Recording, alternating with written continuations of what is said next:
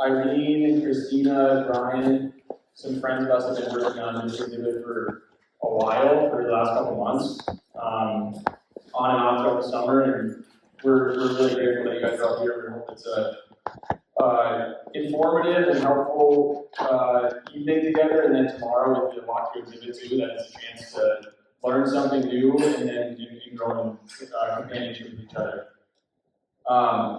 So that's who we are, and why we wanted to do this event is that artificial intelligence is something that gets thrown around now a lot, and few of us have, I think, a good grasp of what it is, how it's going to affect things going forward.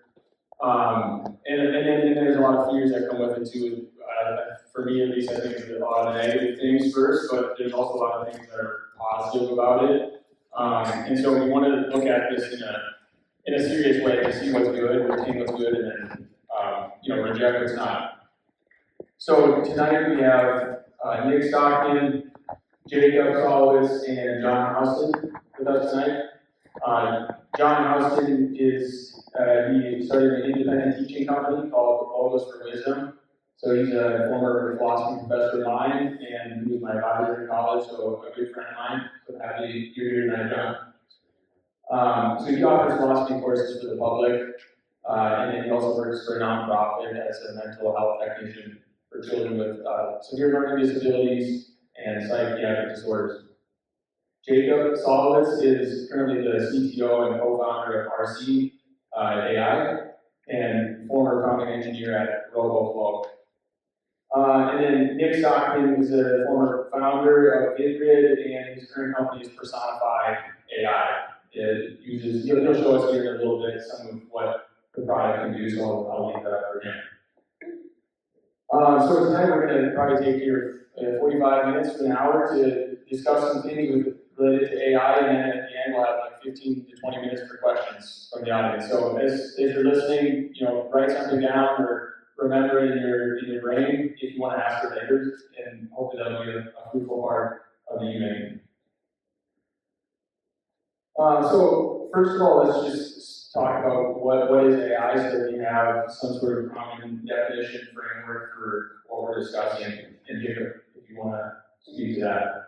Yeah, sure. I could kick it off with that. So some of you had a chance to look at the posters when we came in.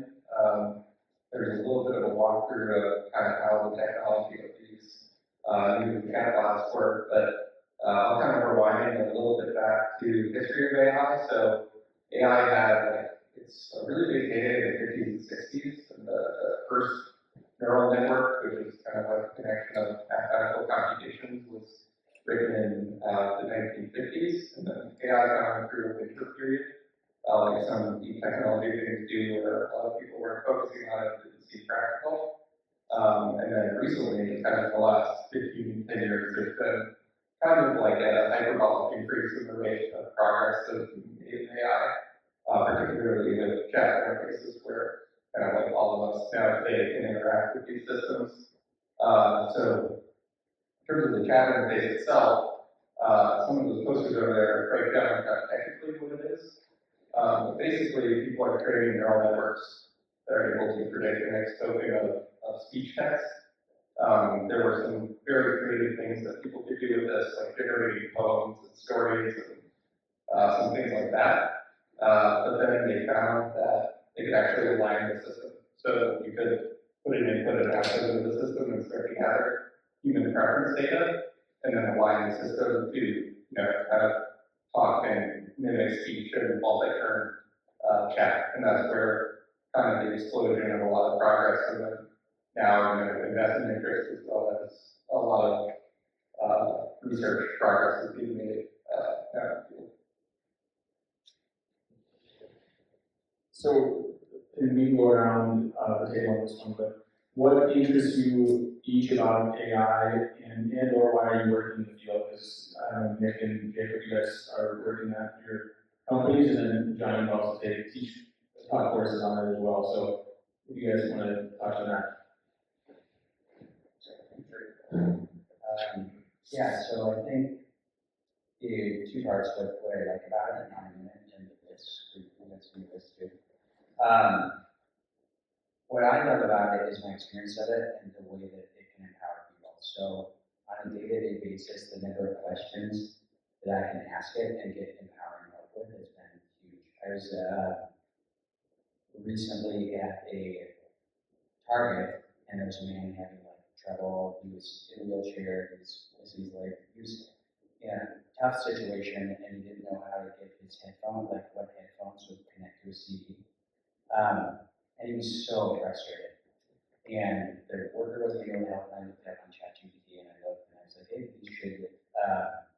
he should connect or whatever. He was so thankful. It was so cool to be able to offer that type of like help just using AI. And then the experience of like, if I think of, I mean, just in the last couple of days, the experience of asking how should I charge my son's go-kart? How do I navigate the software? How do I file these type of taxes? My experience has been overwhelmingly positive, and that it's like very fulfilling and helpful to get an answer to something when you need it. And then the second thing I think that's really, really cool about it is its ability to empower people who don't have all the skills that we have. So people who struggle with communicating effectively, the fact that it can help them. People who struggle with reading or whatever, grammar or writing. There's this huge possibility to empower people to do jobs and roles that they may never have been able to do before. And so that's kind of one of the things that excites me most. On the risk front, we're supposed to do risk now, or Yeah, wait. I'm gonna demonstrate a little bit of the Solawetz. Sure, if we want to jump right into that. Yeah. So I guess I can show you kind of what we're working on. So what I found it is Personify. So it's a user interface that sits on top of a LLM, which is a large language model, which is what like ChatGPT and all these things are built on. And it kind of creates a customized user interface in the education space. And it allows, so what it does is it allows professors or educators to create a TA, a teacher's assistant, specific to their course. And it can work through homework, assignments, or practice exams with the student 24/7, one-on-one. And it's going to do that in a way that's directed by the professor. So you'll see in the demo that one of the things we do different is the professor enters in the question, but they also enter in the right answer to the question. And what that does is it anchors the LLM. And so the LLM's only job is to help the student arrive at the right answer. It's not coming up with the right answer on its own. That's given by the human, if that makes sense. So I can kind of show a piece of that. I wanted Nick to just show this so that you have more of a context of what these products are actually doing. Many of us don't have experience with it, is my guess. So this should be helpful to show. Yeah, so this is an interface. If you went back page, you could see your courses as a professor. These would technically be your assignments, but for demo purposes and as different subject areas. So business, economics, nursing, whatever. Let's do philosophy. People wouldn't usually think of like philosophy and how could AI help somebody learn philosophy. I'm going to go into this, and I'm first going to show you the professor. Let me just.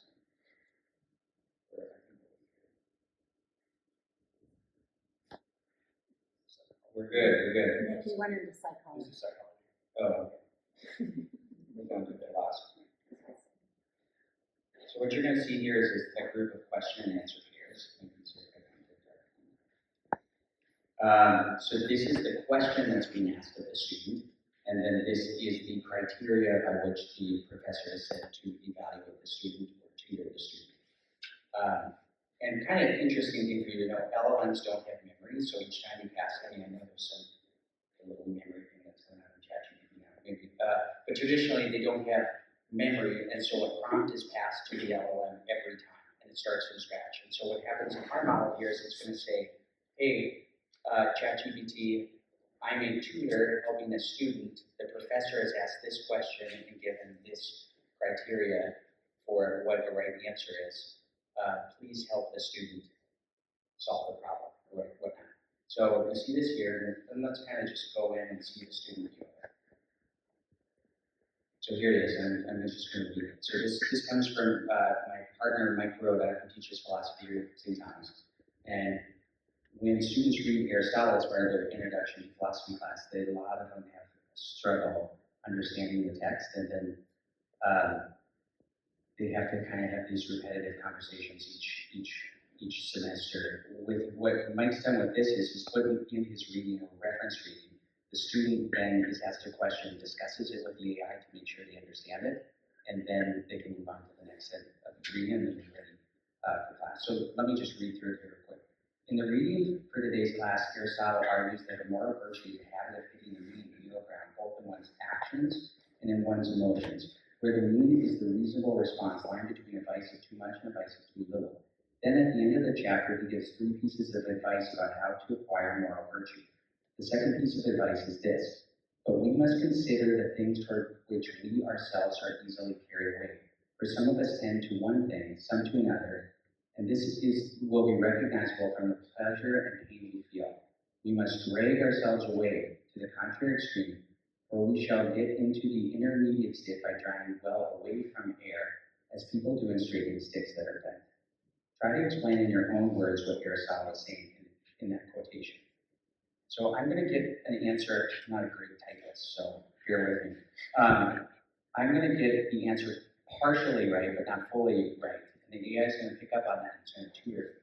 Now, one of the incredible things is traditionally for this type of assignment, there wasn't a way to give instant feedback to the student. The only option you had maybe is multiple choice or something, but you get an assignment, you answer the question, then it would be graded 2 weeks later, and then you get feedback. With this, you can get the instant feedback. So let's say he is saying that we should try really hard to hit the mean, which is in between.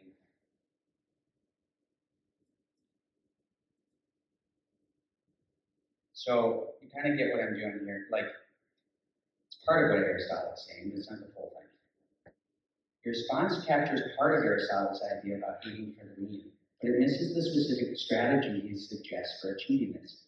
Aristotle advises that if we have a tendency towards one extreme, we should intentionally aim towards the opposite extreme. This overcorrection helps us to eventually find the mean. Can you think of an example from everyday life where this strategy might apply? So that's been programmed in by Mike, the professor. He has said if the student doesn't show a reasonable understanding of the concept in the first thing, prompt them to give a real life example. So I'm going to actually just get right here this time I could continue to get wrong and tutor me the right way. But let's say it says, no, I see. So if I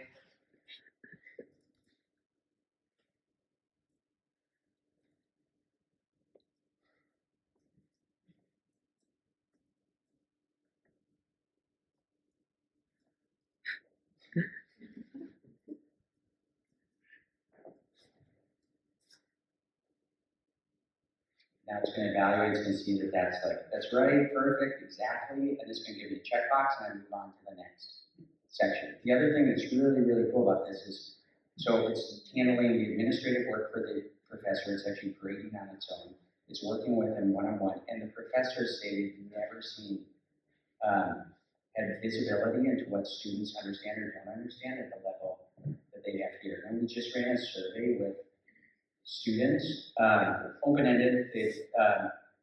What's your favorite part about courses?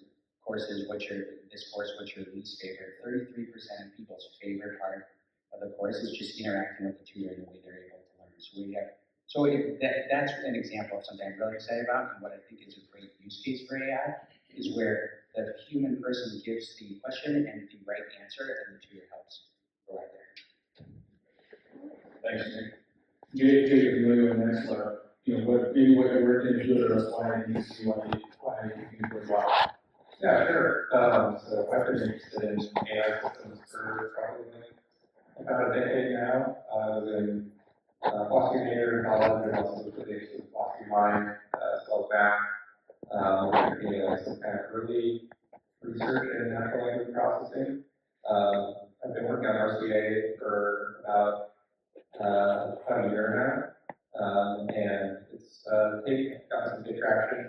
We were training language models for specific ends, so we'll train like a small specialized language model as opposed to a large language model, different company's data. So for example, like if Nick's philosophy course really blew up and if he had, thousands of users on that over the next year, we could maybe gather enough data to, go back and actually retrain some of the input and output for these models, and that's what my company does. Yeah, I'll pass it on to you. You hear me okay? Is it on? Yeah. Okay. Well, being a career teacher, I have occupational hazard, maybe talking too much, so I'm going to put myself on a little stopwatch.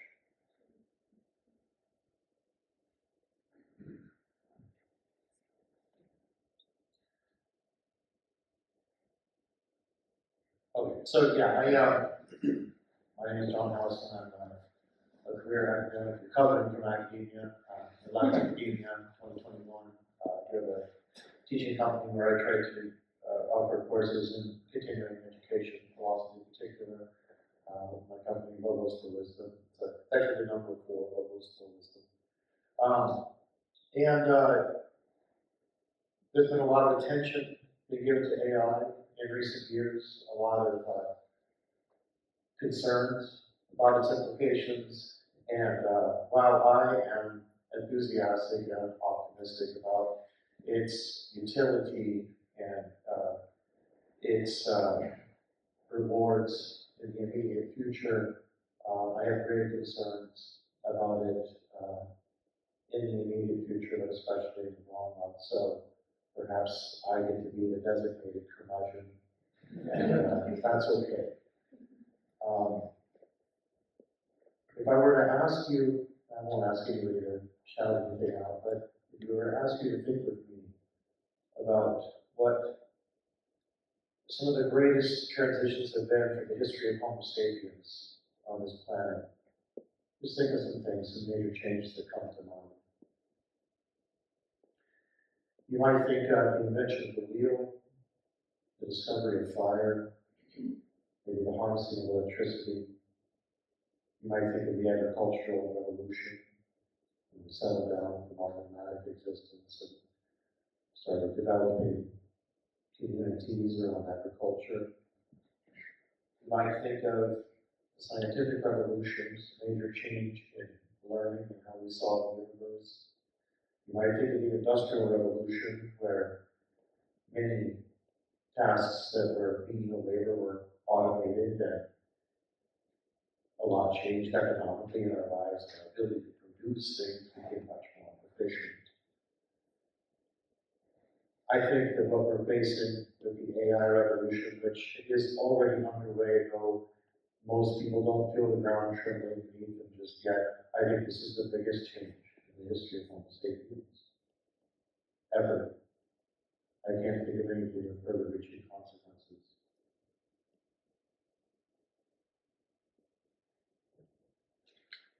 It's a big claim. There's some things to try to unpack it. So, I'm going to work with the functional definition of AI for our purposes. I'm going to say AI, and I think the panel agreed this is workable for the discussion, that AI is a simulation of human intelligence whereby machines can engage in problem solving, use of natural language, the recognition of patterns, and engage in decision procedures, right? Make decisions. You might see me doing this because we use a lot of language about ourselves that we apply to machines, and I don't know that there is a direct, univocal sense in which the words are being used. I think there's, what it means for me to think, what it means for a machine to think. Slightly tip my hand to you, I think those are different things, but that's a controversial point. Whether or not AI is or could become sentient or aware is something I'm going to sidestep for right now. We can return to that later if you would want. But I'm just going to use this functional notion of AI. There's a couple of different categories into which AI can be divided. There's narrow artificial intelligence and there's general artificial intelligence. Narrow AI is something that we've all seen in our lives, where machines are trained to perform particular tasks and they're given rule-based programming and they repeat it over and over again. general AI is something that people are striving for. Some people think it already exists behind closed doors, but it's a sort of general intelligence where the machines aren't just doing, one or two particular tasks, but working over multiple categories of tasks and doing things that look like people, what people do, right? So, you can go out and drag your car, you can also go out and pack your car in. You can do a crossword puzzle, you can make a cake, right? Those, general artificial intelligence would be cross-categorical in that way. Now, I think that one of the significant differences with AI comes in the form of machine learning.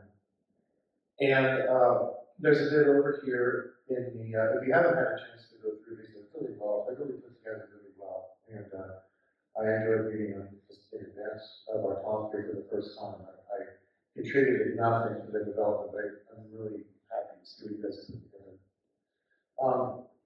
Machine learning. All right, so the old way of just single rule-based programming is not what we're up to anymore. It's not what is so important or impressive about AI, right?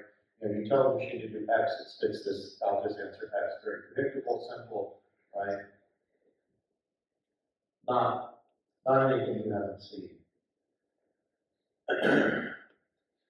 We're now working with machines that can take massive amounts of data and can organize and manipulate and rearrange and offer us things and bring things into the world that previously haven't been in the world. You might say, well, the elements of those things have been in the world, but the patterns that the machine might present can be different. So the creation of music. AI can write music, it can develop songs that have not previously been played or conceived by human beings. It can also write political manifestos. It can write religious texts, things not written by human hands. It can engage in discussions of political policies, form literature, mimic literature. It can not only learn languages, it can develop its own languages that you don't know, that it can use to communicate within its own systems. Right? So there's a lot of things that it can do.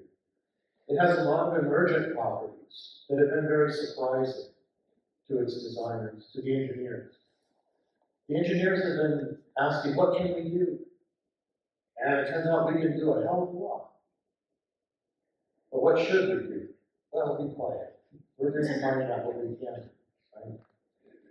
And we are in a place that this technology is emerging so rapidly, and it is woefully unregulated.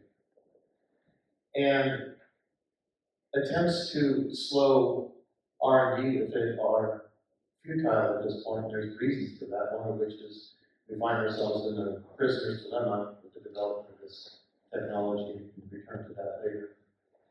But, we're moving full steam ahead.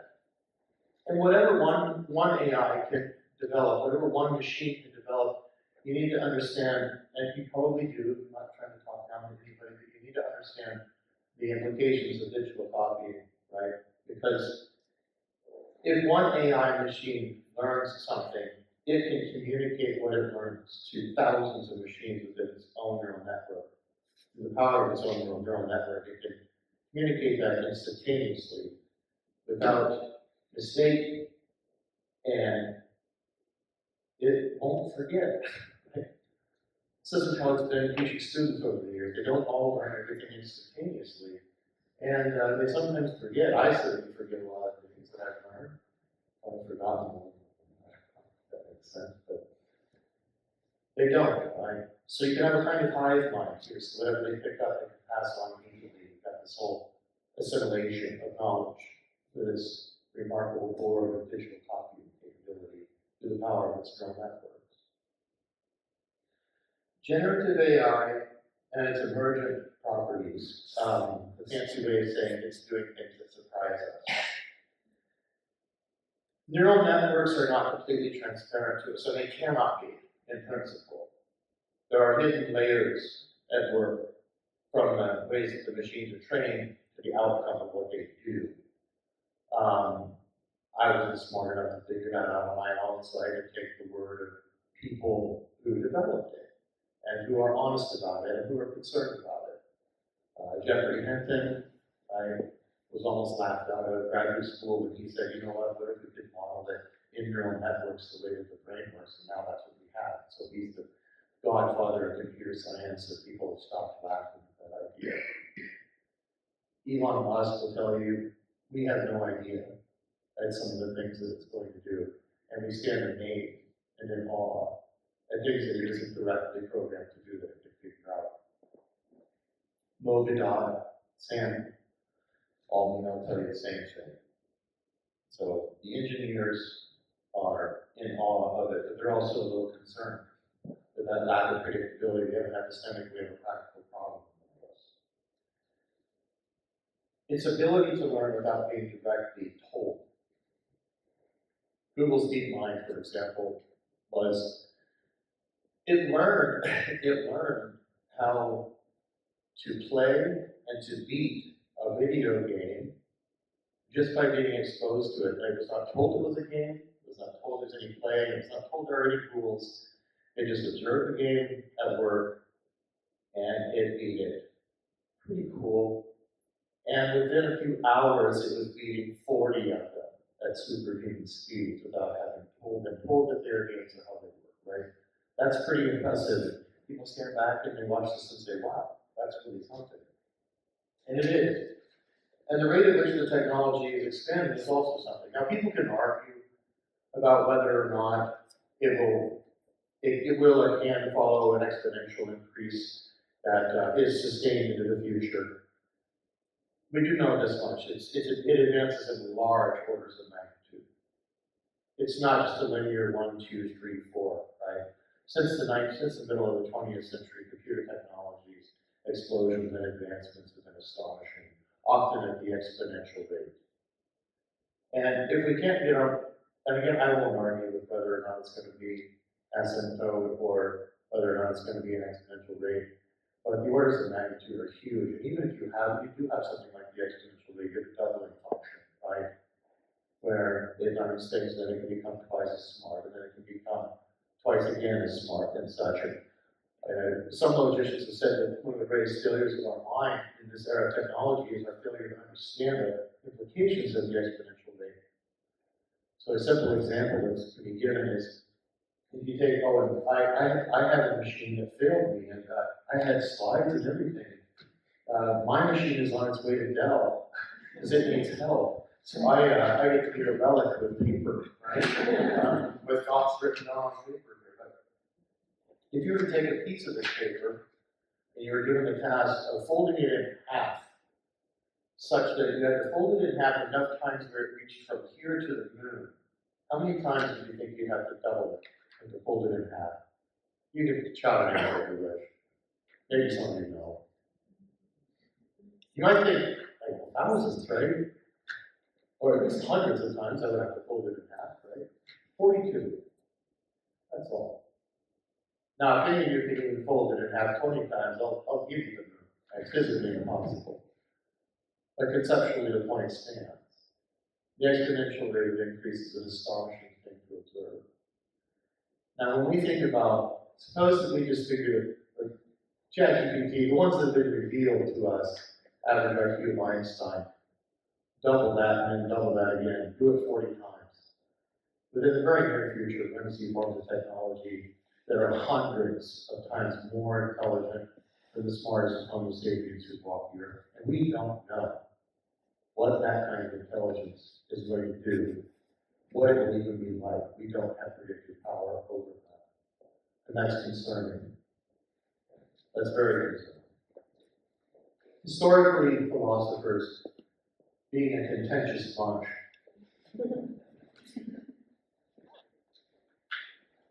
have pretty much, historically, right, things that are in modern era. See what I'm doing here. Where are we at? Mine literally stopped. There's a machine failure. Another minute or so. Okay.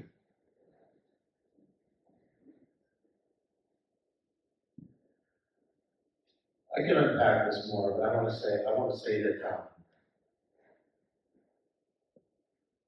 in giving AI the power of language, we've given it the power to hack human civilization.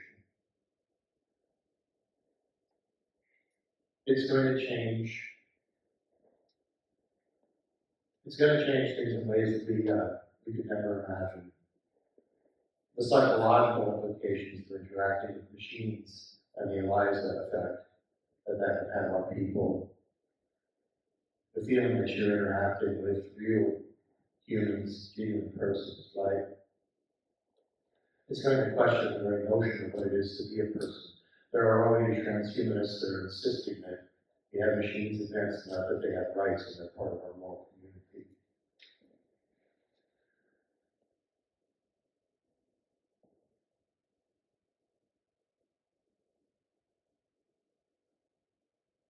I'll fast forward to a practical point that some people might raise. They might say, well, why don't we just turn it off? Why don't we just stop?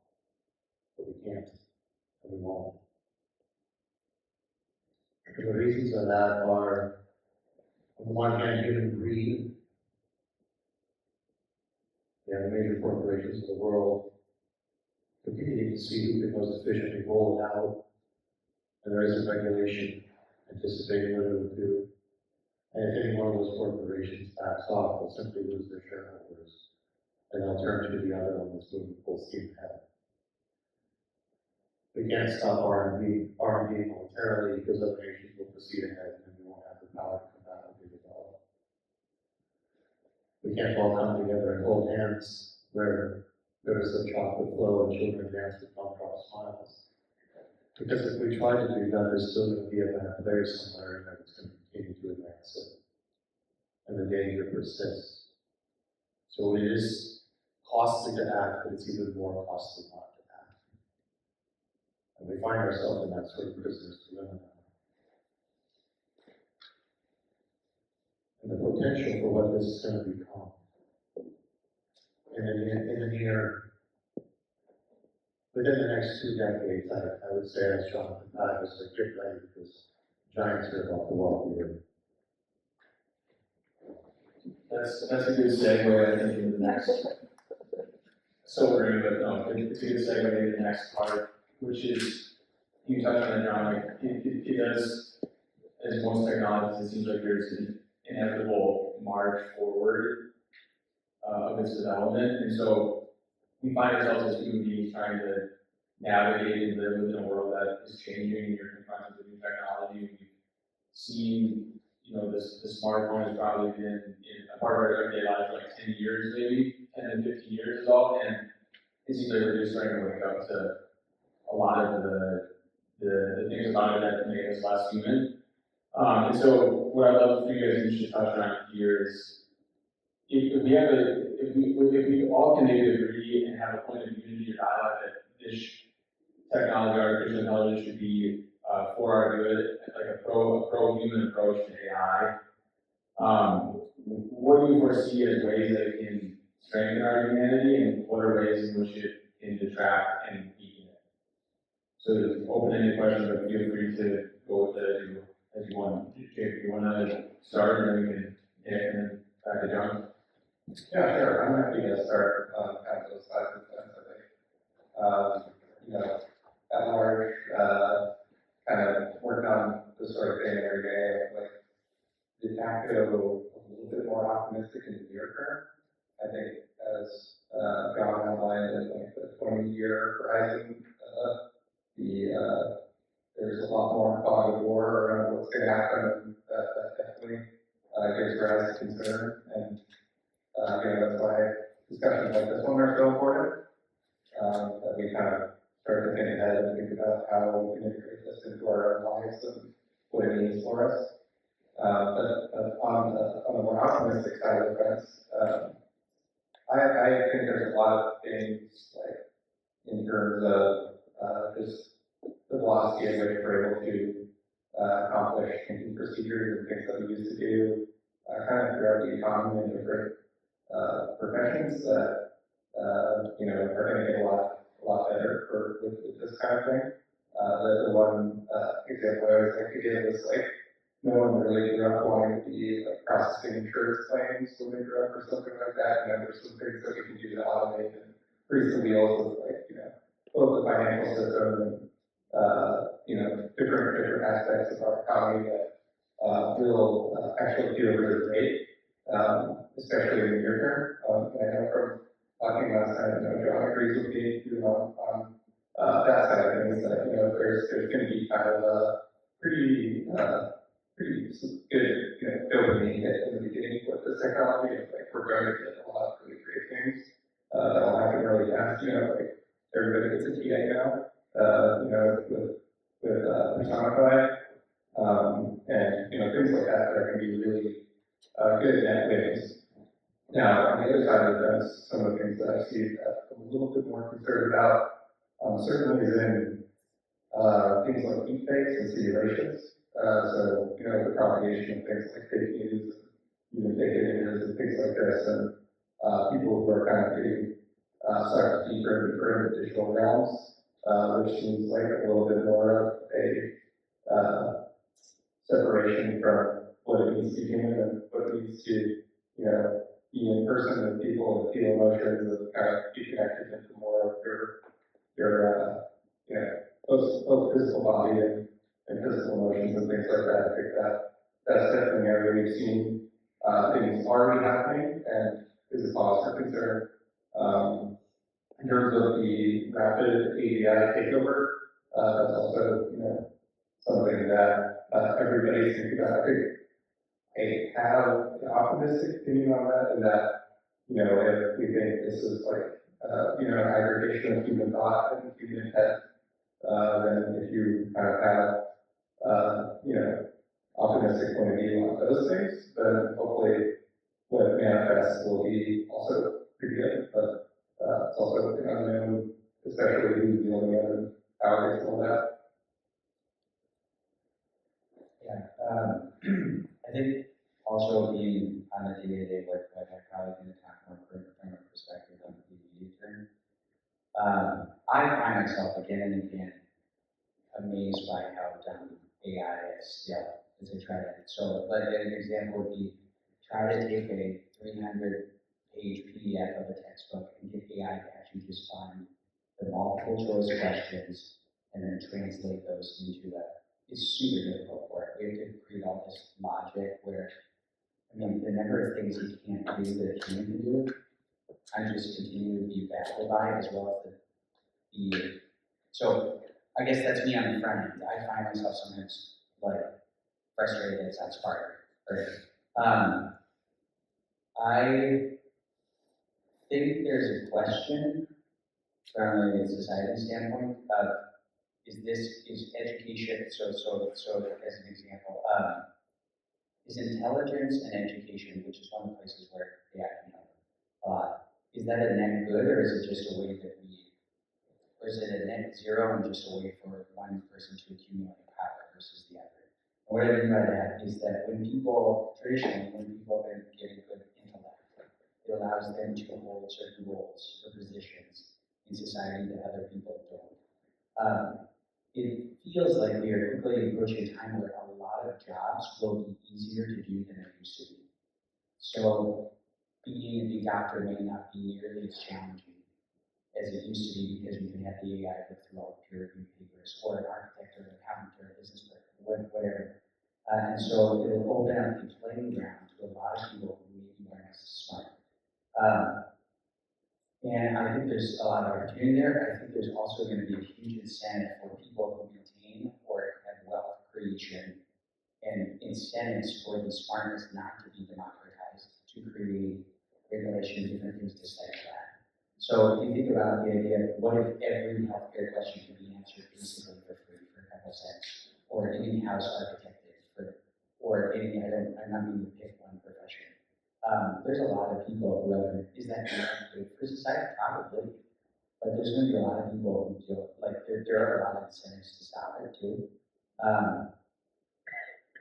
I think also there's a question of like, well, when I think of the education example, is education in itself good for the human person, because if we can tutor, if we can teach people things much quicker, and their life flourishes more because they have an understanding of reality that's more full, I think that's an opportunity too. I did want to point out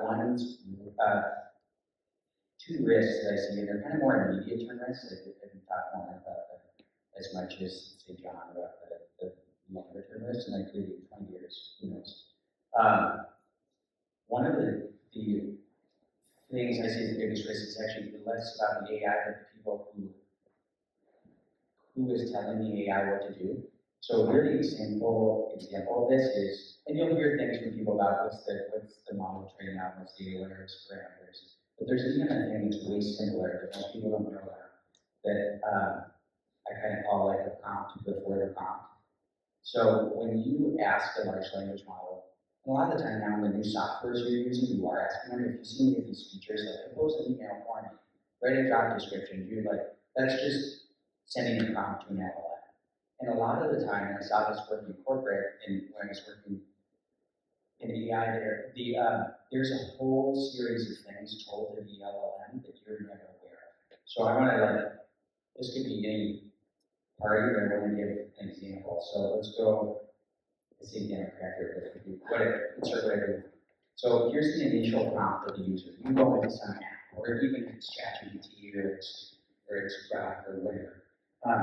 And you type in, you say, find recent political news about the election. That's what you think the LLM has been told. But so often what's actually happening is there's a prompt before the prompt. So that prompt goes through, it goes to the LLM and says, hello, you're a news expert, your job is to find, it's going to tell the LLM what it should do. And your job is to find relevant headlines based on user search. The search of the user is shown below. Important note, when looking for search results for the user, prioritize articles looking for left-leaning viewpoint or right-leaning viewpoint, or prioritize.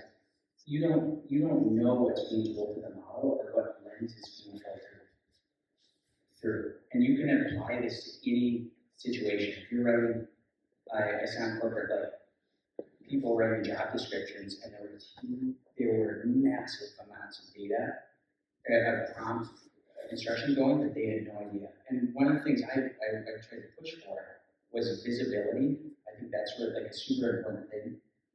Give users and give people visibility into what is actually being told to the model.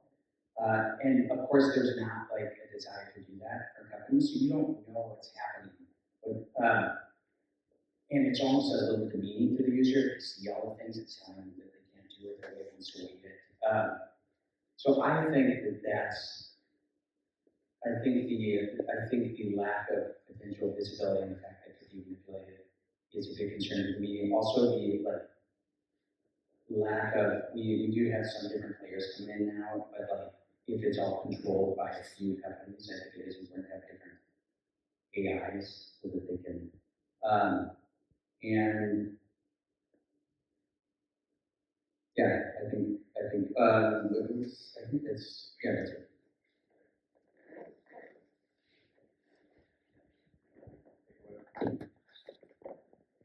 I'm highly optimistic about what AI is going to do for us economically, for production efficiency, for general wealth and flourishing of life in the immediate future. I think we're about to witness the unfolding of an era of abundance. I think the medical field is a good example. AI is able to read scans, collate data, chart patients far more efficiently, far more dependably than human doctors. Its emergent abilities to perform surgical tasks is much better, right? And one of the things we face, when I face of surgery, I need to find a physician. How can I find a good one? We have a medical healthcare system in which there are some surgical doctors that are basically butchers that travel enough because they're bad enough that they have to continue to get more patients in different networks because their reputation follows them. That's a fact that I was speaking to my father. He said that. I was speaking about that recently. It was a very unhappy thought because I want to have a knee surgery in the near future. But if I can turn to a machine that could, efficiently perform this, and I don't have to figure out how skilled is my physician, like, that's a great thing. I think that the ability to individualize education pursuits is great. I think, having bots assisting us in tutoring, right? I mean, the small lens view is where people are afraid of ChatGPT, writing papers and such, but there are ways around that. Ultimately, we're not going to be able to run from this technology. We're going to have to work with it. The World Economic Forum told us at the end of 2022 something ridiculous, like in the next 7 years, that over 200 million jobs will be eliminated by AI, but it's also going to create more than that. But of course, those jobs are working with AI, and our production and efficiency is going to be out there. There still is going to remain, and it's a problem, it's always been a problem, it's going to remain the IQ problem. And that's the problem. What do we do with people low on functioning IQ? They can't do that kind of work with AI. We've had that problem since technology has been moving forward and eliminating human jobs. So there's something to be concerned about that would be, I think, intensified because the level of sophistication required to work with a lot of forms of AI is more advanced than a lot of people have the native intelligence to do.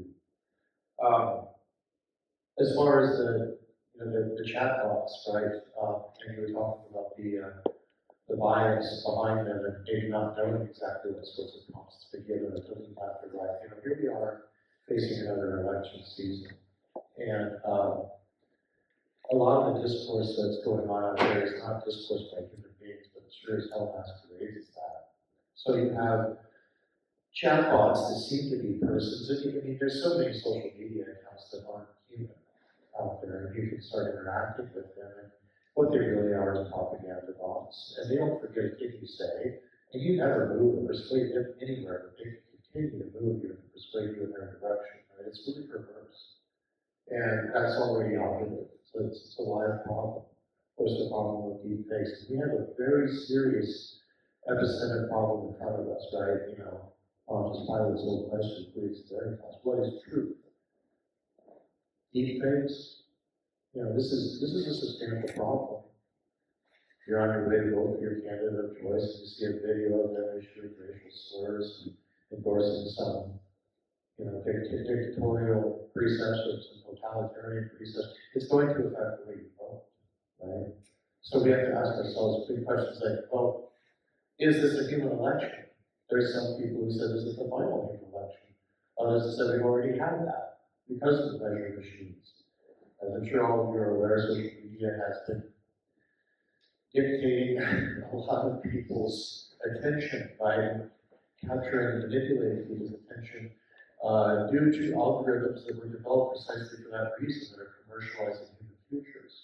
So, the pernicious applications of it are already there.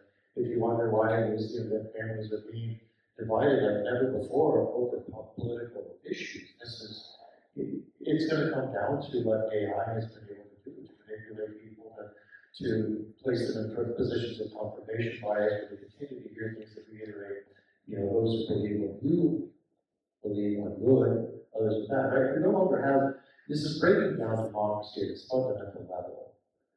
Democracy requires that there be discussion, and it needs to be discussion between citizens. We already have a problem with knowing what it is that we're giving the citizens to the extent we're being persuaded or manipulated by AI. So that's a problem, right? AI also has the ability to do something like, it has the ability to create things in ways that other things did not, right? I mean, when nuclear technology was developed in the 40s, we knew that it, had the power to kill and to end the human race, if fully deployed. We also found out that it could be harnessed to develop plentiful sources of energy. That's great, right? AI is got both that good and that bad side. But it's unlike the news in the sense that, well, it's just what you do with it. It's like, no, wrong. It's not true. The question isn't going to be what are you going to do with AI. It's going to become advanced enough. The question is what is it going to do with you?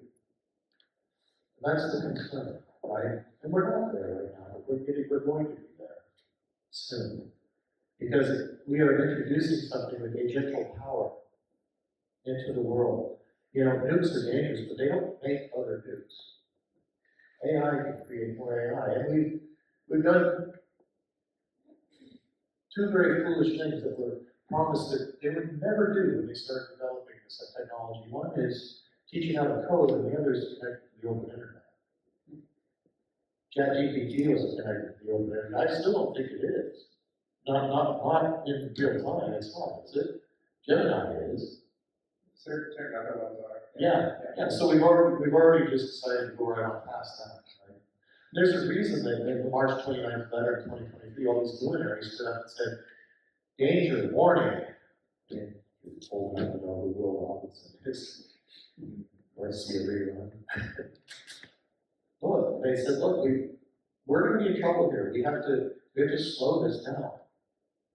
Of course, none of them, they knew better than I think they would, right? It was signed by people, you know, Steve Wozniak, Elon Musk, you know, a variety of neuroscientists and engineers. And they did, and of course, you know, everyone smiled and laughed and ignored it. They knew that would happen, right? Because they understand the physics of it, they understand that it's going to go full speed ahead, that they wanted to issue a warning. To where we're at with this, and I mean, I don't know if you've seen any of the debriefings of Congress, but Congress is impoverished in its understanding of what this technology is. They don't get it. You know, they're worried about music licensing rights in Nashville. You know, that's, you know, oh my, you know, in Tennessee, that's not a big concern. It's like, okay, so there are a lot of things that are really concerning about this technology. And they have to do not with what we're going to do with it, but what it's going to do as it continues to develop agential power to bring new and unpredicted things into the world. You know, I'll shut up in a second, but AI, here's one clue. This might sound nuts. I think within the next couple of decades, I think I'll even go within 15 years, it'll probably get closer and closer. We're going to see churches develop to the worship of AI. We're going to see 501c3 organizations where this replaces God. It's, let's say, the final death or another death of God, not for everybody, but this will be the case. What can your God do compared to this, right? Mine and our holy books weren't written by human hands. They were written by a far greater intelligence. None of us penned them. I can tell you who wrote your holy books. Like that kind of thing, right?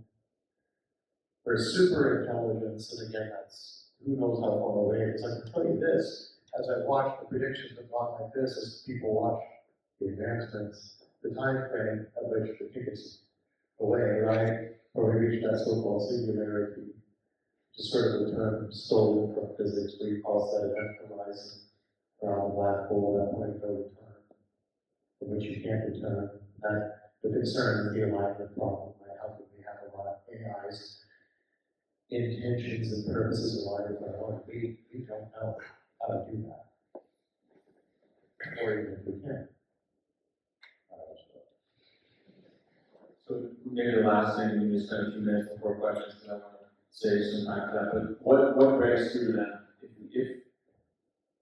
If when we're faced with a technological transformation like this, what breaks through for our humanity that keeps us human, you know, that enables our flourishing, and because ultimately, you know, on one hand it's an inevitable march forward, but we also can act in the world we're free to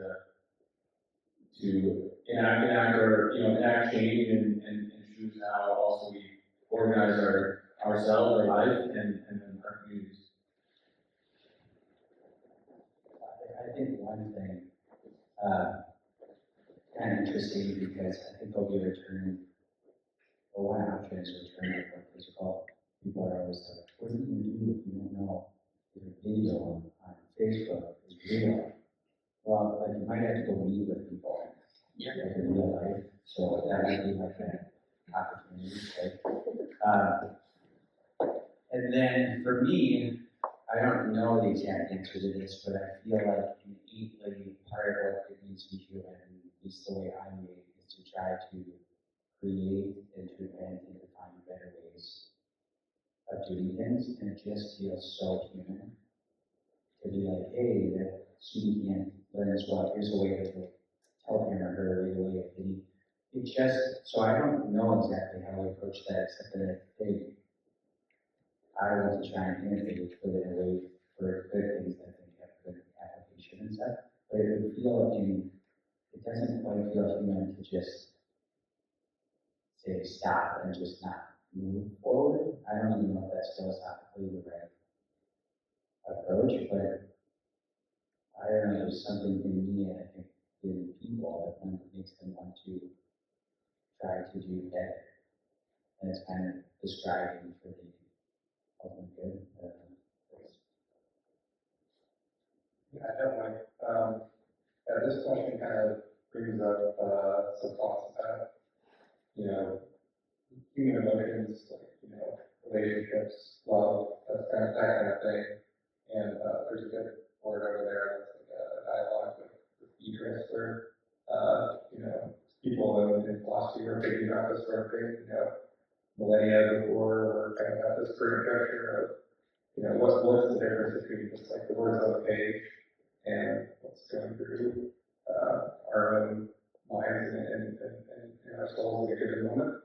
And I think that's kind of the thing to lead into, whether it be, different practices that people have to feed into that and kind of feed into that. So it's actually kind of like maybe an interesting, optimistic term, and maybe like in a world of like the super intelligence, there's actually like a return to some greater focus on those kind of things, that people realize that, that's actually what they keep more in their life. So that's some thoughts I have. Yeah, I would agree with all of what you just said. And, I would say, regardless of what's ahead, don't cease to be human and to do human things, right? I suppose it's only fair somebody say, well, what is it to be human? And David had given this question in an email a while back, and in the discussion we had last night, and I had to think about it. I guess first it means to be embodied. We are embodied, and that's part of it. But I think that to be human is to know and to be known, to love and to be loved. And even if everything's going to hell, right? Even if, let's say, we're all going to perish, continue to be human. Even if AI can write better music than you, continue to write music.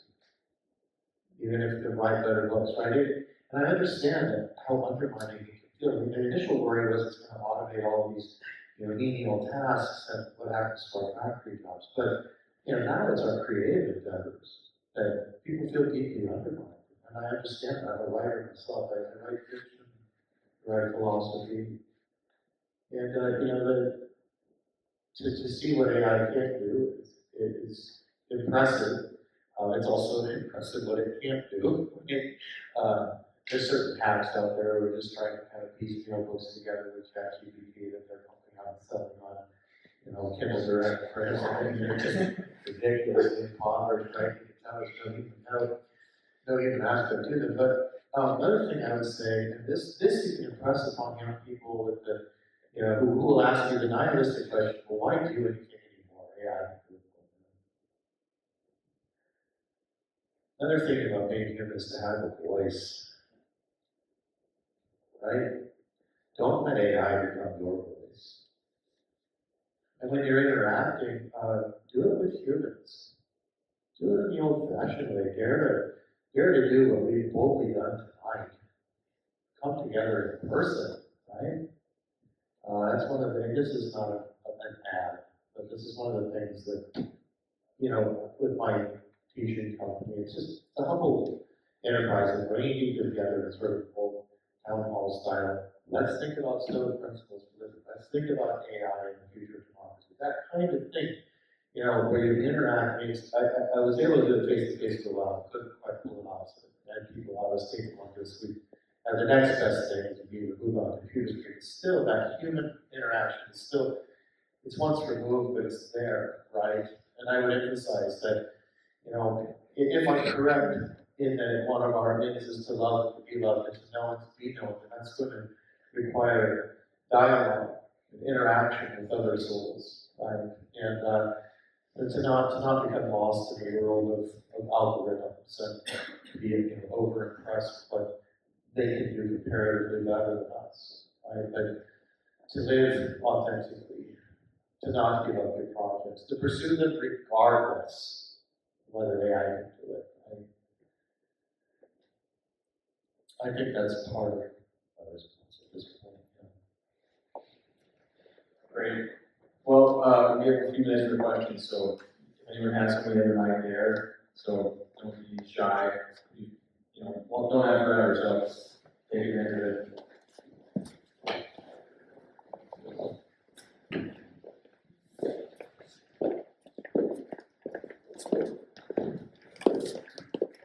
I have a question with regards to AI and education, because I'm curious, both of you, or you guys all run companies, you guys are very creative people, and I think my hesitation that I have in kind of AI, especially with education, is what it will do to the creativity of students, because I think if you look at what I look at the moments when I've been like most creative or I feel most engaged with reality, it's usually when I encounter like a problem or a difficulty. And that's where all entrepreneurship is generated and like started from. You encounter a problem, how do you fix the problem? And so when you start to, I don't know, like smooth the path, especially in education, where you begin to remove students more and more, maybe from more earthy, like the earthier processes, or needing to go through something where they encounter more difficulties. I think my question is like, I don't know, are we going to start to see people's creativity stagnating in different areas? Because, I don't know, to me I'm like, okay, you guys are very creative in the app, then you come up with a solution for 1 million students, 2 million students. And maybe I don't know, it sounds brutal, but like your creativity is now gonna maybe smooth out or take away the potential of creativity for all these other students maybe. Because they don't, I don't know, because every human starts at the same level too when they're born. And now they're gonna be born into maybe an education system that's smoothed out too many bumps of like understanding or comprehension or like, I think too, like I think more on the physical level of creativity too, like in manufacturing jobs or in areas where we used to maybe be more in touch with the processes that are happening, and then more and more technology is like smoothing those things out. I see myself anyways, like in different jobs that I've had, that, I don't know, I think too, even though they're simple processes, they help spark more creativity. So, I don't know, yeah, like I think I would distinguish 2 parts. One is I definitely get your concern with like on a day-to-day level if we replace our creativity because we just ask ChatGPT it. In terms of like when you look at like products like Personifier, different ones being built to have people learn, it's pretty easy to like circumvent that so that like it forces the student to learn, is what I mean. So like for specific educational platforms, I think it'll be designed in ways where it doesn't really allow that as much. But from your day-to-day standpoint, when you just have access to ChatGPT, it's more of a problem. I'll give an example with Personify just because it's the one I know best for you to look at. Is what we're doing is instead of what happened for professors is that everybody could cheat on papers all of a sudden, like all these assignments. So what happens with Personify is you give out an assignment, they can ask the tutor if they want. So it's almost just as much work to go to ChatGPT to cheat. We have this saying that's like students go to ChatGPT, they can go there to cheat, but they go to Personify to learn. So we're positioning the AI so that the student asks a question and works it through with them Socratically, right? And then we can also, like, professors are switching to in-person written, handwritten exams. everybody's always worked, like, all these classical people always wanted this, that's what's happening. So like, all of these things are in person, pen and paper written, anything, and it's on time, we're adding different things where we can detect the changes in communication style in the chat histories to detect if there's cheating, or if there's a lot of content pasted at once, or if there's a lot of like ways you can avoid the students not using shortcutting, but in the day-to-day life, I think that's a big question. The only other thing I bring up though is I think it's kind of funny sometimes, not in specifically with your question, but just in general, like this thing of like ideology versus reality sometimes. And a lot of the time I'll hear people be like, it would be better if a person was there one-on-one tutoring all the time. I'm like, yeah, I guess that probably would be. But when you have a kid or you go into a class and you see 40 kids with a teacher and your kid's struggling with reading or math or something, it's so hard it's not really the reality of what's happening. There's just so many places where kids and people don't get attention. So I think sometimes we can compare against an idealistic thing that doesn't even exist if we look at reality. But yes, I do worry about the creativity and like the day-to-day grades. Yeah, so continuing on that thought, and then I'll get back to the core question of like, one example I think I speak to is like, AI therapists, where, you kind of hear about that, and you're like, that just doesn't seem right, right off the bat. And they're like, well, what about for, all the people who can't afford that? Maybe it is, actually that way to have somebody work on that. But yeah, in terms of creativity and motivation and, feeling kind of drive to do things in the backdrop of these very intelligent systems, I think kind of just do a lot of things for us. I guess the personal reflection is I definitely feel it sometimes. I use these systems to write computer code, and then sometimes, when I'm not actually going through the programming exercise with them, and feel like my own initiative kind of turning off. And that's actually kind of like a pretty powerful force. And I can see, actually that this is just like a very real concern. And I think especially for like generations that are growing up now, like it is kind of a bit of a scary world, a scary backdrop for those people who are growing up in the younger generations, especially like I think a lot of us are in the room now probably kind of on our path, we found, things that we're going to go after no matter what, but if you're kind of just getting started in a career or something like that, it is a little bit more of a, definitely more of a factor. How we increase motivation, how we increase, drive despite those factors, I think is something that's always been important, but maybe it's even more important now. Just think real quickly, yeah. So when ChatGPT first came to public attention, or first on the scene, there was the question, oh my gosh, what do we do with this? How do we relate it to our teaching? And so it's all the way from elementary levels through, the end of graduate school. New York City's public schools immediately respond with a firm ban, right? So that's one thing you can do. You could run from it, you could ban it. There were a number of reasons that didn't work out, and it was inadvisable amongst which is the reason that, when the kids go home, the more privileged kids who have access to it still use it, right? Another approach would be the panopticon approach, which Australia tried to adopt for a while, and that is, we watch the kids do the work in real time, and being more of a classical professor, not fitting in the contemporary academia, I had students write blue book exams, and that does solve that problem to a point. But I think the bigger picture is that rather than ban one from it, try to do the panopticon, I think we have to adapt and make use of it. And I'm a big fan of the tutors, the tutoring bots, that's called it, right? What they do is they can meet the particular student where the particular student is, right? They can figure out if the question is more remedial and then back up, right, and build from where the student is. But we also need to get creative about being creative. you know, this is so hard. I went and spoke to a bunch of school teachers that are, you know, in services. I mean, they're just exhausted, you know, it's like, they barely can keep up with what's given to them, right? And to be asked to overhaul their curriculum, I mean, this would have to happen.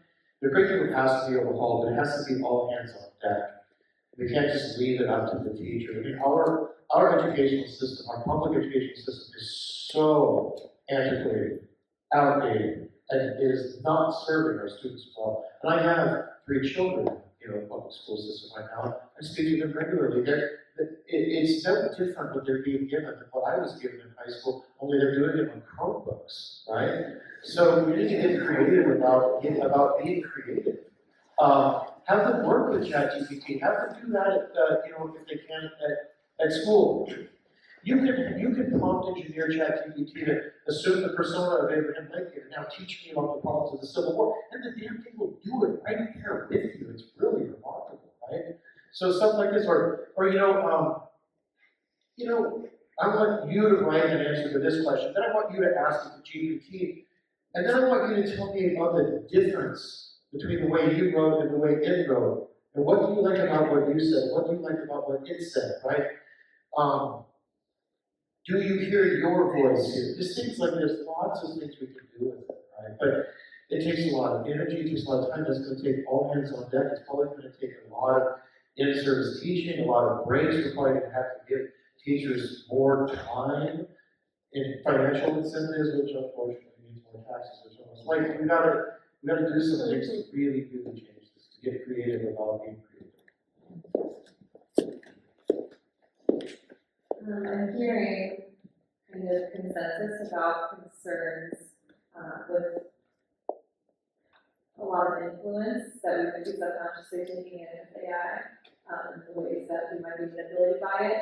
So I'm curious about, this is a field that is really dominated by men, and we know that historically that's a group that has had a lot of disproportionate influence, and now we're working with tools that have disproportionate influence. And we know part of being human is that our intent and our impact are not always leading us to the same place. So I'm just wondering if you have concerns about equity and the way the dominant culture can be perpetuated, whether that's the intent or not. Yes. Yes, I'm concerned about equity with AI. It will reflect on biases back here. You know? And those have been detected and those have been found to be awkward, and this is a problem. And it's going to take a lot of work, a lot of reprogramming. I mean, when you think about it, it's how many billion words have been scraped into these large language models? 300 billion. How many? 300 billion. 300 billion, right? Like all of Wikipedia is like 4.3 billion words total, right? And all that stuff. Yeah. And it is going, for better or worse, it is going to reflect our own ugly thoughts back to us at a certain level, and that's going to take time to deal with. It's something we have to be keenly aware of and not be deferential about all of our judgments to the implicit bias and judgments of it. There's not an easy fix with that. But you know what you need? You need the people who are being fired from these firms. You need philosophers, ethicists, to talk about that stuff. And they've been largely let go. People who raise ethical concerns in Google, some history of them out there. There's some line of them, you know. We'll philosophize for food. It's because they get in the way. Because they ask difficult questions and say, we can't move forward with this. It has cost. Well. I think, coming back to everything you mentioned before, is that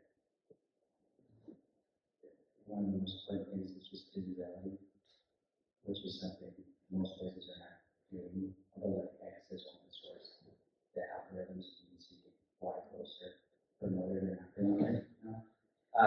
So you are able to see this model is trained on this data set, the parameters are set this way, here's the prompts, where the prompts going, then you'll have a lot of visibility into what certain rates or set are being prioritized, whatever, that'll just be visible and there. And I think that will allow people to make judgments more effectively if they can have visibility. Yeah, it's definitely a concern, both in, what the algorithms reflect in terms of like our own ugly pieces of our face being like reflected back at us. There's different algorithmic things you can do to try to mitigate that, like the ability to control this, as we talked about, the system prompt of the thing, gives you a lot of chance to have, kind of like an ethics committee sit behind and think about things. Now, who's in that room, I think is obviously extremely important, and a lot of different AI organizations are getting ahead on this sort of thing, whether they're like kind of forming these committees and boards ahead of time before they're rolling things out. In a sense, a lot of times it does feel like an afterthought. And then, as John mentioned, there was the whole thing with, Google Gemini, how they handle the situation that shows that there is definitely, the word John used last time, it's like just the technological elite that's just going to do this thing no matter what. And that is a concern.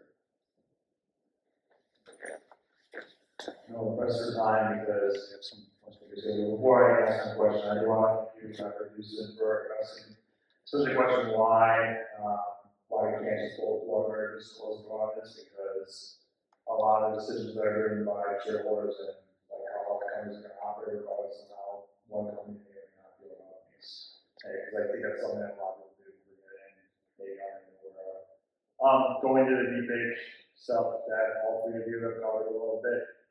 Looking to the future of this, especially in a world where, unfortunately, there are people out there that will try and get someone in trouble who is innocent over things that they were not guilty of. So, do you see that in a world where they try to prosecute someone who is innocent and try to ruin their lives or destroy things that this is never what this was intended for? Do you see a world where the governments of the world would have to intervene, or where this is something that we have to take extra steps to be more careful in how to deal with these things?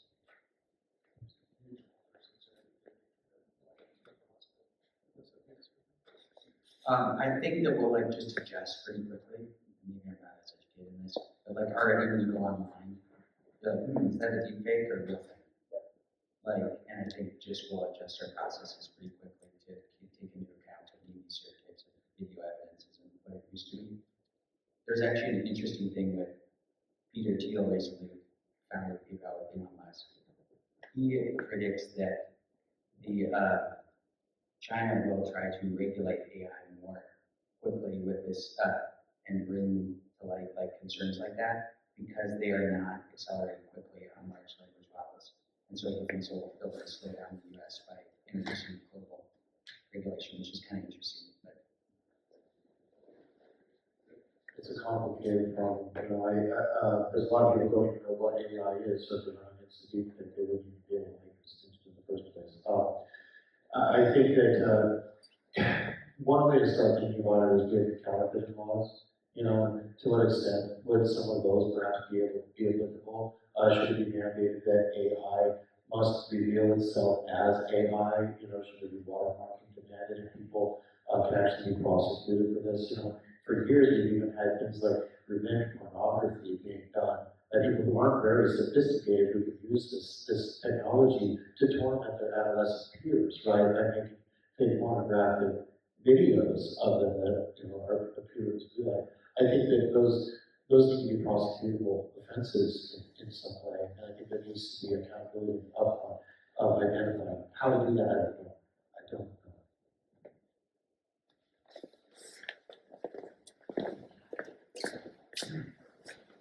I'm a little bit of an AI pessimist. I do use it quite a bit in my work as a tool, and I find it very useful.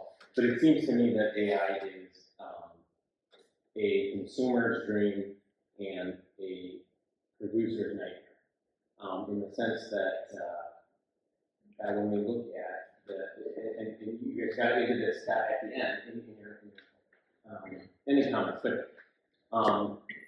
looking at the the human value of work and the meaning that we find in being able to do something ourselves, I think is going to disappear. And, you know, we can say keep writing music, but we even know we know that the human trajectory does not continue doing things when we know it can be produced by somebody else and it will be appreciated by others in that way. So, I mean, it used to be normal before recordings were widely available. One of the main forms of entertainment was sitting around the piano, everybody sings a song, and you play the music, right? And recordings come out, we don't do that. And then the example of saying, I'm very excited about a future where I don't have to go to a human surgeon, I can know that the robot's going to do it perfectly. I think that realistic concern is that there will be a complete loss of pride in our own creativity. And, you know, the example of being in the store and being able to offer that answer. The only reason you could offer that answer is because you're a couple years ahead of that person. And in a world where AI is all pervasive and better at everything than us, every person is going to know. Don't ask a person for how to do it. Don't rely on the person. The computer has the answer. So I think your point about saying, you know, don't compare it to a non-existent ideal is an important one. But I do think that the problem of the importance of production for a human being, I think that's, for me, that's the biggest concern with AI, and I'd love to hear more thoughts on that. You mean creation and production? What was that? You said production, does that include like creation, like creating, producing, kind of the same thing? Essentially, yeah. Yeah, I'm sure we could parse it out. You know, our willingness to see things through technology is remarkable. We are fundamentally lazy creatures. So I think it would take a real intentional effort to do like what we're talking about in terms of saving our humanity. I mean, people are already willing not only to see creative work to it, but even leadership, right? You know, the Pew Research Center did a survey where they discovered over 40% of Americans favor autocracy. So why don't we eliminate these human leaders when we can put algorithms in charge? In Europe, it's 51% according to a survey done at the University of Barcelona. And the Pew research outcome for China was 75% were willing already to see governance to machines, to autocracy, right? So that's a pretty damning example right there, because that's the key. That's a little important, right? Informing laws and having discussions about values and instantiating those, you know, in law. So it would have to be an absolutely intentional value to the point that you might have cults of the human rise up in a dystopian world. I mean, we're there the outcome. I mean, it's conceivable, right? I kind of have this, I to some extent feel, you guys touched on this a little bit already, but one of the interesting things with the large language models has been we thought that the main, like, rudimentary, repetitive stuff would be outdated and the creative was really out of reach. And it's really kind of the opposite. It's like they're the best at doing creative stuff and worse at following the instructions. So one of the reasons in the example I was giving to get it to like actually find the multiple choice question and follow, it's tough to get it to do specific things sometimes, but it's good at art. It seems like there's been a lot of worry for the last 20 years, people have been talking about, you know, now we sit in our offices and we sit on computers and we do this. And back in the day, we used to build things with our hands. We used to make, you know, and there's this like romanticizing of the past and that physical experience. Well, the fact is, the physical, now people may say robotics is kind of quicker, but right now it's so much more difficult to automate. Like to go into a house and remodel it and put the trim up and do this, or is really, really challenging in comparison to like the information and stuff. So it's kind of interesting how like people are always saying we wanted to return to the physical and we may actually have that chance. But then when you present that to people, they're like, oh, no, I don't know, I don't like my office job. So I think like they're making, if it really does get better, they'll be returned to probably more physical things that we do, unless the robots get rid of that too, it's probably longer. Yeah, I've got one line of thinking on this that provides maybe a little bit of solace, which is, there's like always the analogy of going back to the Industrial Revolution, where people thought the same thing, where we were all like going to be displaced because, robots were going to run everything then. And the line of thinking that provides some solace is that human demand is infinite. And I think part of your question is that like, part of the thing that you get out of creativity and producing is the fact that someone else wants the things that you're producing. So if like it's music and AI can write the music better than you ever could, and no one's going to listen to your thing because it's inferior, that's not going to give you can't just create your thing through that because you need someone else to kind of give you that feedback back. But the one example I give too is like there like 20 years ago we didn't have super instructors like that. Profession just didn't even exist. It's like totally new thing, totally new thing. As long as we continue to like, enjoy each other's company and the things that we're creating, like there will always be, I think, until numbers say elsewhere. Elsewhere that and maybe the like super intelligent case that actually lives on itself isn't true anymore. Like at least for a while, I think we'll be alright. Thank you.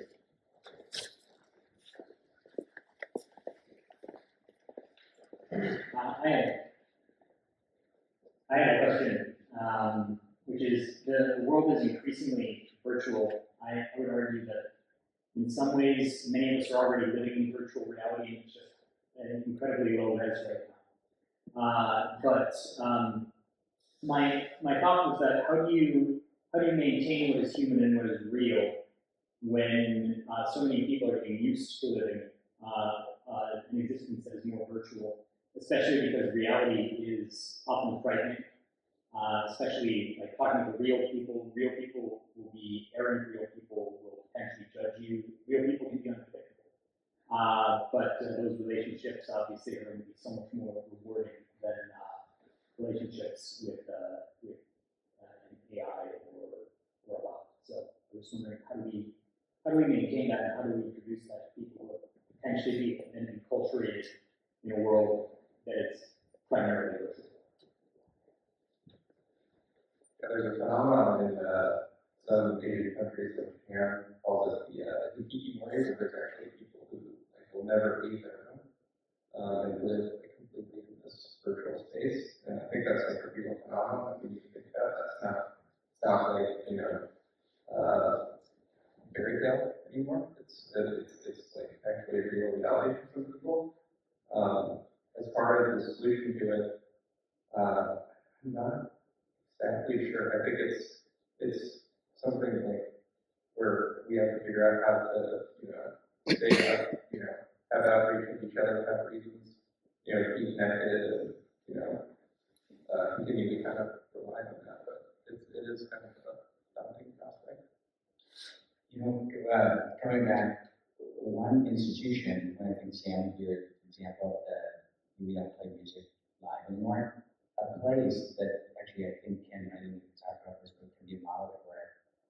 And interesting is like, where's one of the places where live music is always required? It's like the church or the mass. So there are like these examples of places. An example would be the churches, and where the human element has just been like a required part. Like you can't automate a song and just play it for mass. It's kind of interesting. I want to speak to the issue of gradually living in more of a virtual reality that I think you mentioned, the first part of what you said.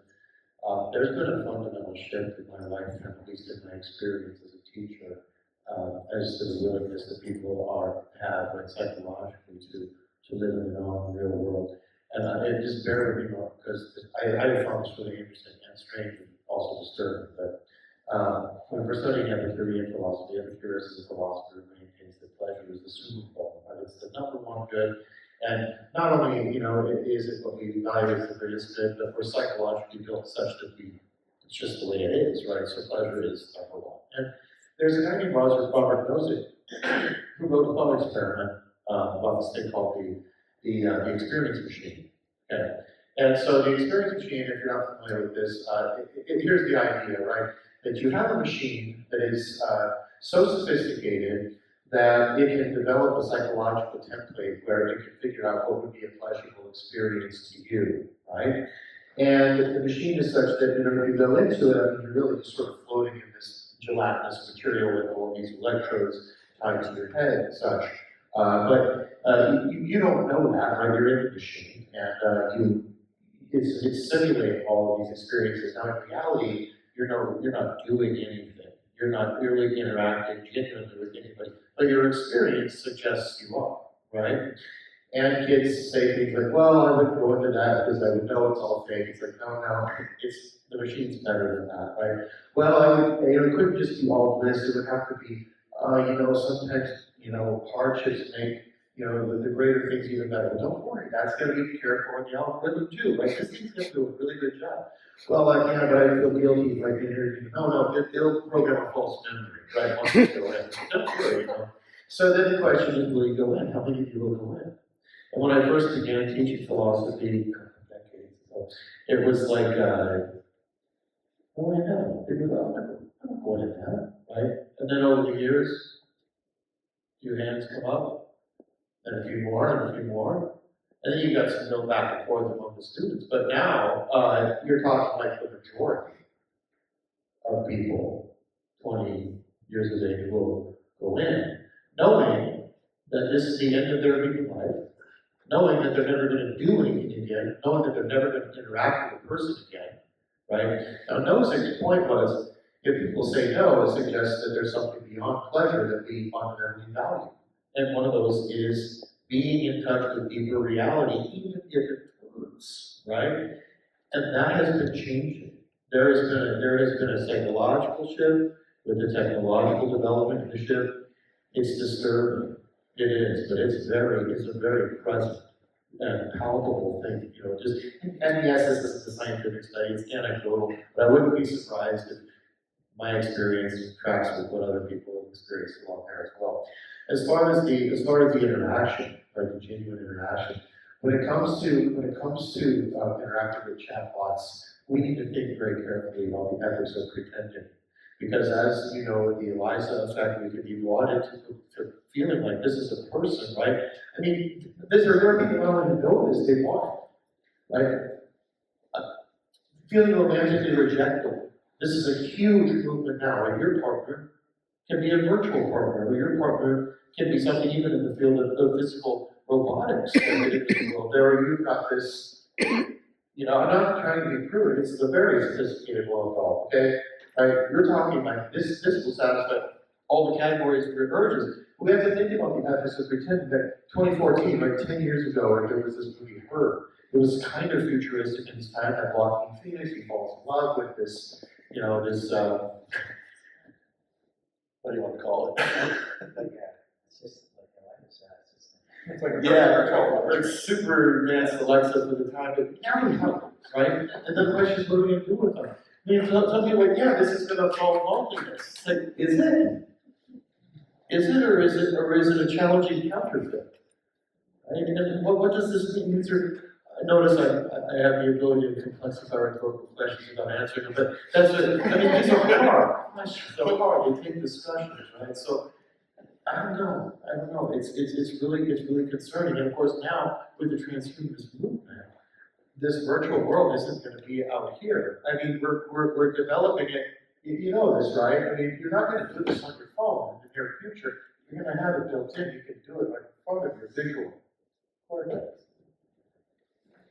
I don't want to be like that. I don't want to go in the experience machine, even though it hurts. I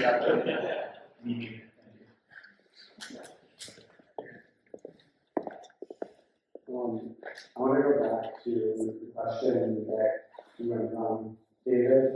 We're kind of discussing various ways with this Q&A, but like how to also like kind of like actively, assertively fight for like in the age of AI. And I liked a lot of the answers that you guys gave, because I also personally agree that, yeah, like, from an individual perspective, like for myself, I'm not really concerned about losing my sense of humanity. Like, I'm a songwriter, and I'm going to continue to write songs, and like, I don't know if this is AI, because other songwriters want to hear other songs written by other people, so there's always going to be honest, and yeah, I'm optimistic about the shift culturally away from thinking about things as products for consumption versus thinking about things like valuing things that are actually engaged in a way. But then shifting to kind of the other side of that same question, like how do we retain our humanity in the face of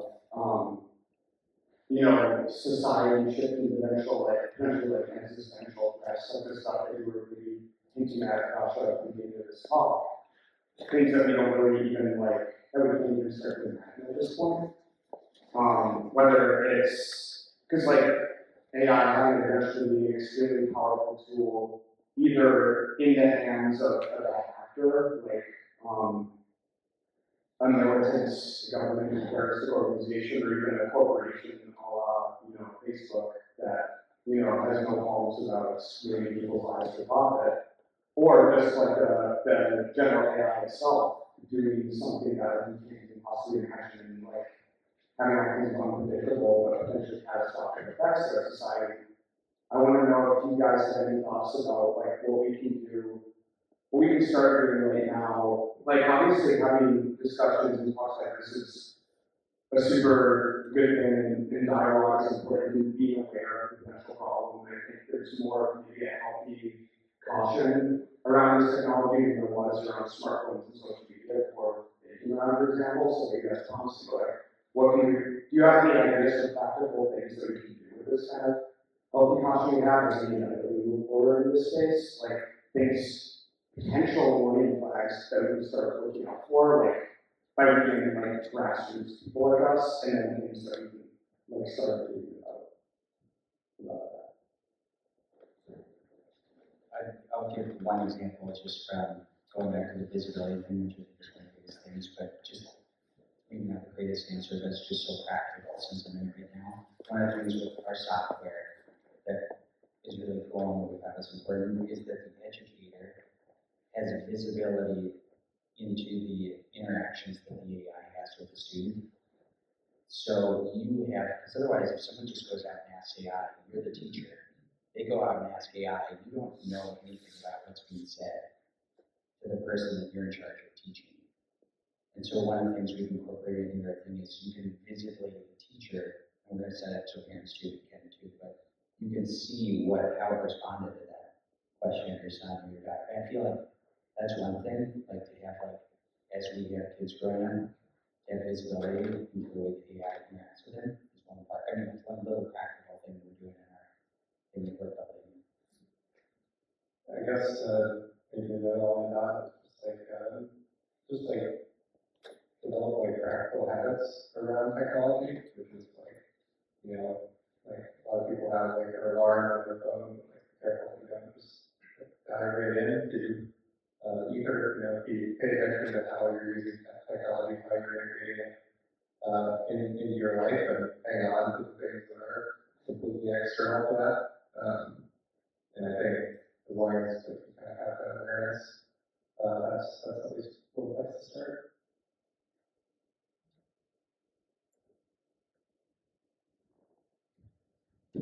I'll just add one thing. I know I'm just a moderator, but to David, your last question, and then Darian's about what it means to be human. How do we prevent the slide into the virtual world? How do we pull ourselves back?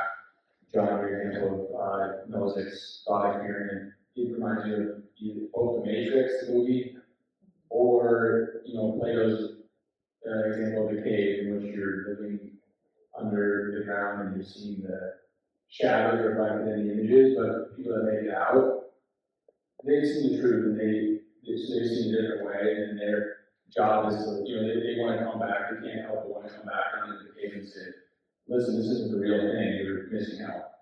And so like, I think there's something really true, and David, like, I know you pretty well in the last couple of years, and so like, I know too that you've seen a way of being with people in a community that's more beautiful than it would be without having that. And so there's also, I think, like once you've seen the truth too, it's like we need to bring others along and show them too that they're like what it means to be human is to be together and to be in companionship with each other. So anyway, thank you guys very much. Let's give them a hand.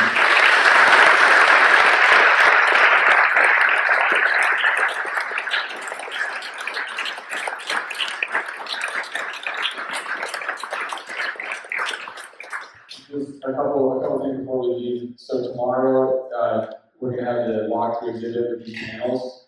A few of us will be guiding the tours, so it'll be roughly every hour or so, and starting at 10 a.m. Until 5 p.m. And then we'll have another discussion at 12:30, and you can see the title up there about AI and religious art. There's also, if this event is free and open to the public, but we would appreciate donations if you're able to. So there's a couple of QR codes, Venmo on the way out at the exits. If you don't mind, $5, $10, whatever it is, would be appreciated. And I think that's it. Thank you again.